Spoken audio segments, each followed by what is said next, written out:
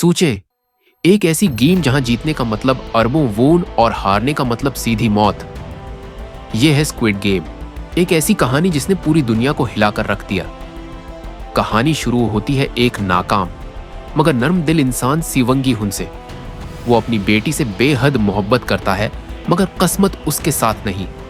तलाक हो चुकी है, जेब खाली है, कर्ज सर पर चढ़ा हुआ है और जो थोड़े बहुत पैसे माँ देती है वो भी कम पड़ जाते हैं।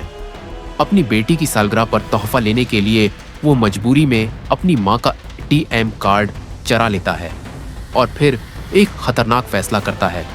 वो घर दौड़ पर सारा पैसा लगा देता है। कमाल की बात यह है कि वो जीत जाता है मगर खुशी चंद लम्हों की मेहमान होती है। जैसे ही वो बाहर निकलता है, कर्ज ख्वाहों का झंड उसके पीछे पड़ जाता है। मार, धमकियां और एक खूनी माहदा, अगर उस महीने पैसे वापस न किए तो अंजाम मौत होगा।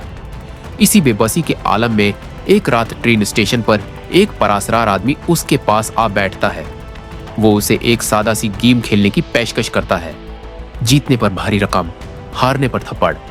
शुरू में गिहुन हारता है, बार बार थप्पड़ खाता है मगर आखिरकार जीत जाता है।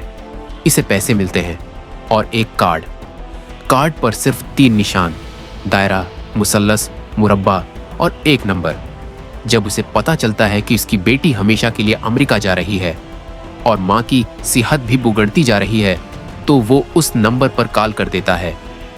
अगले ही लम्हे एक वीन आती है और अंदर बैठते ही गैस के जरिए वो बेहोश कर दिया जाता है।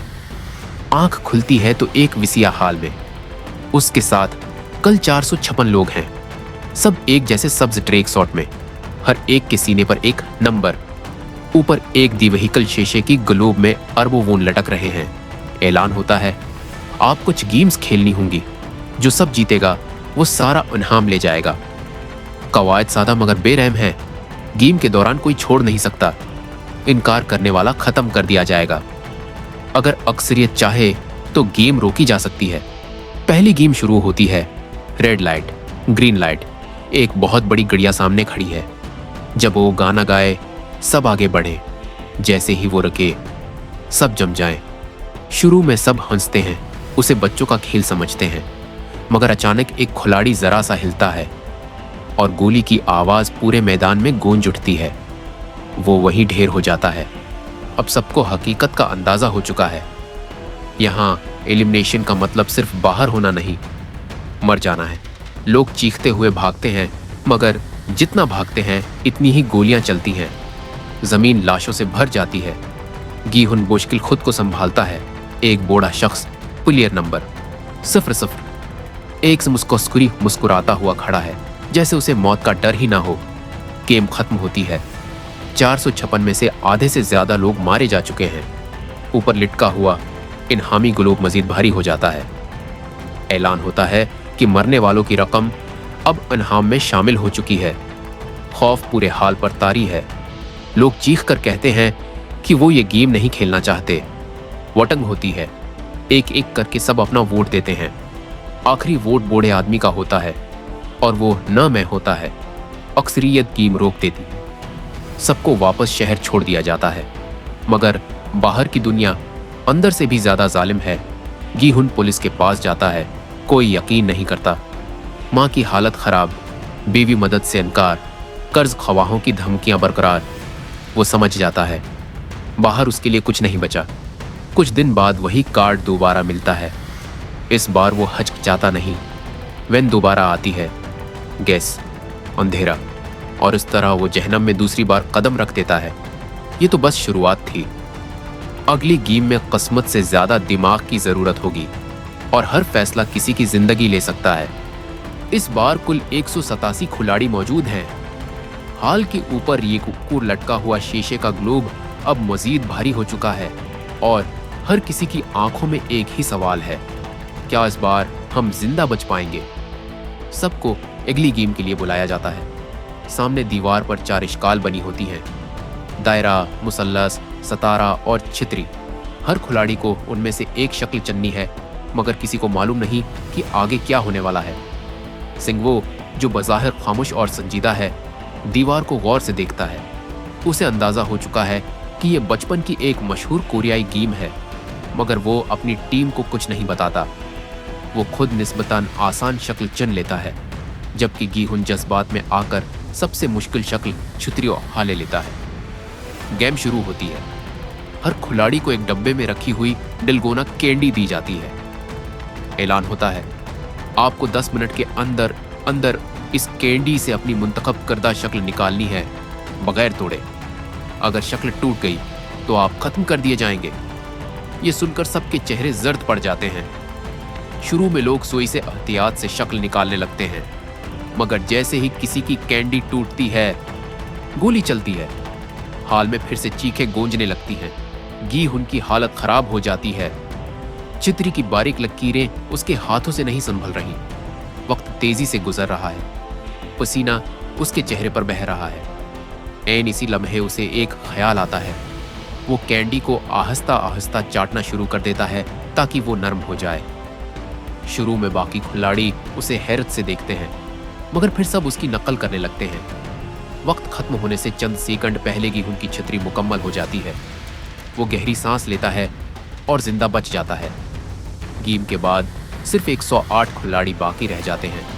ऊपर लटका हुआ इनाम मजीद बढ़ चुका है, मगर अब माहौल पहले से ज्यादा कशीदा है। इसी दौरान एक खतरनाक राज सामने आता है। एक डॉक्टर खिलाड़ी गार्ड्स के साथ मिला हुआ है।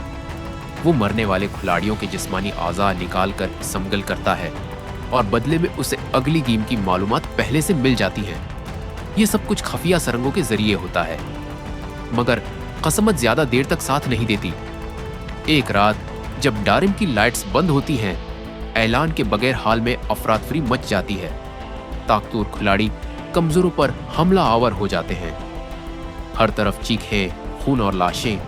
ये सब दरअसल एक टेस्ट है। जो जिंदा बच गया वो अगली सुबह तक पहुंचेगा।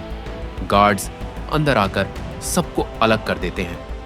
अगली सुबह ऐलान होता है कि अब सिर्फ उसी खिलाड़ी बाकी है। ऐलान होता है कि खिलाड़ी 10-10 अफराद की टीम बनाएं। सब फौरन मजबूत और ताकतवर मर्दों को तलाश करने लगते हैं।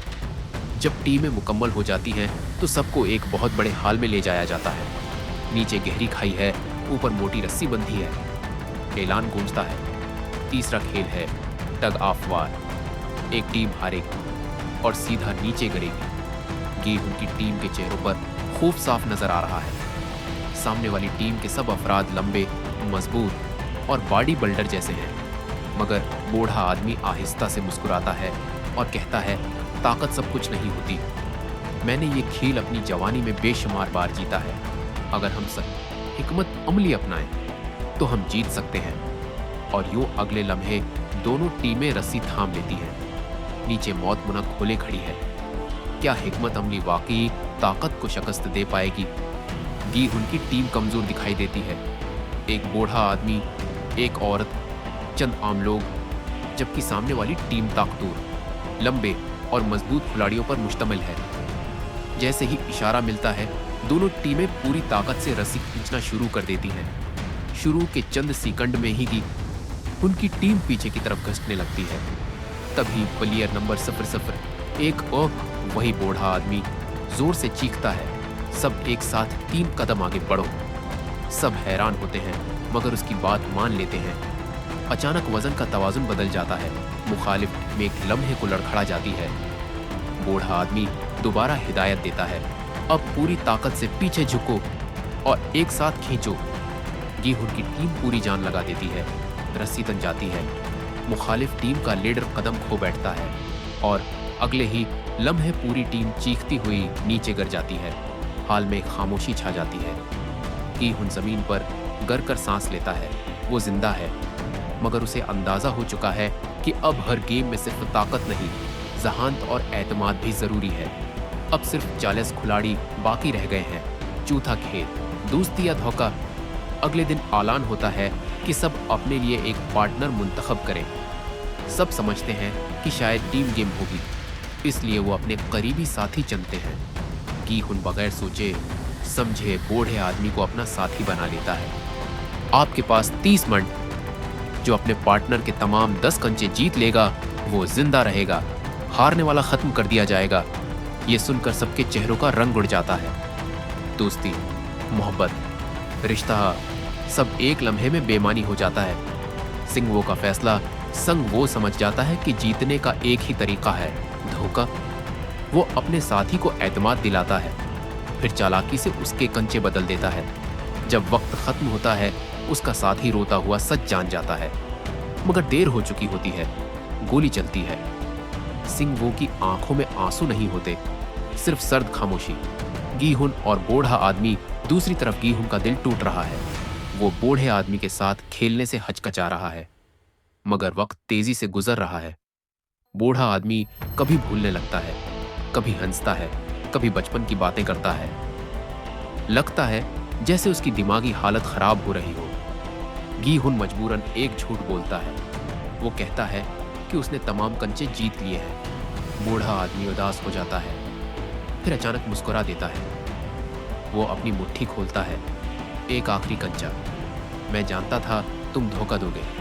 मैं पागल नहीं हूं, बस तुम्हें आजमा रहा था। अब सिर्फ 16 खिलाड़ी बाकी रह गए हैं। हर गेम के साथ इनामी रकम बढ़ती जा रही है, मगर साथ ही इंसानियत कम होती जा रही है। चौथी खूनी आजमाइश के बाद सबको अगले खेल के लिए बुलाया जाता है। इस बार माहौल मुख्तलिफ है। ऊपर शीशे के कीबन में सुनहरी मासिक पहने हुए अमीर लोग बैठे हैं। वो उस कत्ल के खेल को महज तफरीक समझकर देखने आए हैं। उनके सामने मैदान में एक लंबा पल बना हुआ है, मगर ये कोई आम पल नहीं, ये शीशे का पल है। ऐलान गूंजता है, हर खिलाड़ी 1 से 16 तक नंबर मुंतखब करेगा। उसी तरतीब से आप पल पार करेंगे। हर कदम पर 2 शीशे होंगे, एक मजबूत, एक कमजोर, गलत इंतिखाब और सीधी मौत। सब एक दूसरे का चेहरा देखते हैं। जो पहले नंबर लेगा उसे सबसे ज्यादा खतरा होगा। पहला खिलाड़ी पहला कदम रखता है। 1 सेकंड की खामोशी और अगले ही लम्हे शीशा टूट जाता है। वो चीखता हुआ नीचे अंधेरे में गम हो जाता है। अब सब समझ चुके हैं, ये खेल मुकम्मल तौर पर अंदाजे पर है। एक एक करके खिलाड़ी आगे बढ़ते हैं। कोई सही ही कदम रखता है, कोई गलत।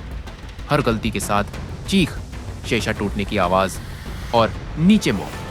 पल के बीच पहुंचते पहुंचते सिर्फ चंद लोग बाकी रह जाते हैं। गीहुन, सिंघवो और सीब्योक। एक लम्हे के लिए सब रख जाते हैं। आगे का शीशा पहचानना तकरीबन नामुमकिन है। सिंघवो अचानक उसे जोर से धक्का दे देता है। वो नीचे गिरता है। तीनों बाकी खिलाड़ी दौड़कर फिनिश लाइन पार कर लेते हैं। वो गार्ड्स को मदद के लिए पुकारता है, मगर उसी लम्हे सिंघवो पीछे से वार कर देता है। सीब्योक जमीन पर गिर जाती है। गीहुन के लिए ये लम्हा सबसे बड़ा सदमा है। अब उसे यकीन हो चुका है कि सिंघवो जीतने के लिए कुछ भी कर सकता है। आखिरी खेल, स्क्विड गेम। बारिश हो रही है। जमीन पर बना हुआ बचपन का खेल, स्क्विड की शक्ल। आखिरी मैदान है। ऐलान होता है, ये आखिरी गेम है। जो जीतेगा वो सब कुछ ले जाएगा। गीहुन और सिंघवो आमने सामने खड़े हैं। कभी ये दोनों दोस्त थे, आज एक दूसरे के दुश्मन। गेम शुरू होती है। सिंघवो हमला करता है, गीहुन बचता है। कैचड़, बारिश और खून में दोनों लड़ते हैं। एक लम्हे में गीहुन सिंघवो को जमीन पर गिरा देता है।